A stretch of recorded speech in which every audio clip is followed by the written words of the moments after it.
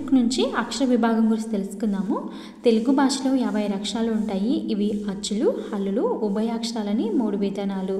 ఆ నుండి అవ్ వరకు 16 అచ్చులు, కా నుండి హా వరకు 37 హల్లులు, 0, అరసున్న, విసర్గ ఇవి ఉభయాక్షరాలు. అచ్చుల విభాగం. ఒక మాతృకాలంలో ఉచ్చరించే అక్షరాలు అశ్వాలు అంటారు. మాత్ర అనగా రెప్పపాటు కాలం, సెకండ్లో 4వ వంతు అని కూడా చెప్పవచ్చు. అవి ఏమంటే ఆ, ఈ, ఊ, రు, ఏ, ఓ.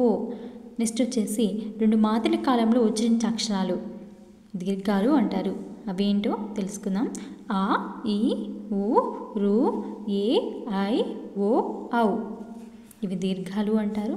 హల్లుల విభాగం. కా నుండి మా వరకు గల అక్షరాలను 5 వర్గాలకు విభజించవచ్చు.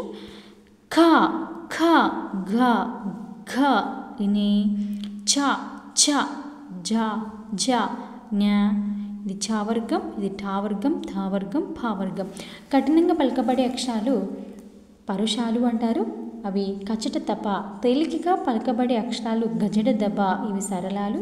వర్గంలో ఉండే ఒత్తు అక్షరాలు ఖ, ఘ, ఛ, ఝ, ఠ, ఠ, ధ, ద, ఫ, భ ఇవి వర్గాయకులు.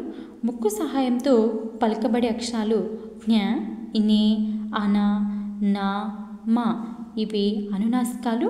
అంగిలి సహాయంతో పలకబడే అక్షరాలు యా, రా, బండిరా, లా, అలా, వా ఇవి అంతస్తాలు. గాలిని బయటికి ఊదుతూ పలికే అక్షరాలు ష, స, స, హ ఇవి ఉష్మాలు. పరుష సరళాలు కాకుండా మిగిలిన హల్లులు స్థిరాలు. కా నుండి మా వరకు గల హల్లులు స్పర్శాలు. మీకు ఈ వీడియో నచ్చినట్లయితే సబ్స్క్రైబ్ చేయండి, లైక్ చేయండి, కామెంట్ చేయండి. నెక్స్ట్ వీడియోలో వర్ణోత్పత్తి స్థానాల గురించి తెలుసుకుందాం.